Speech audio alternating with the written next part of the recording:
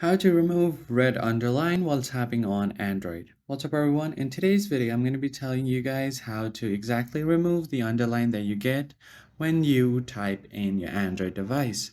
So what I'm talking about here is if you type any other languages in Romanized version, you usually get a lot of underlines, meaning that the spelling is not correct. Now, in order to remove it, because it might be sometimes very annoying, you first have to open up your phone settings.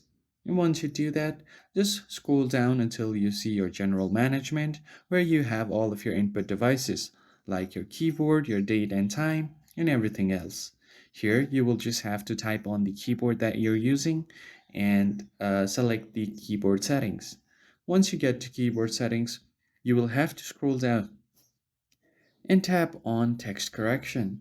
Once you tap on it, you'll find all of these different options that are turned on, like your auto correction and all of these.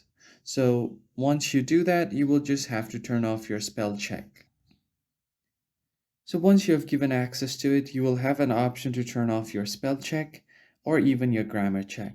Once you do that, you should no longer get the red underline that you used to get. So that is how you remove the underline while tapping on your Android keyboard.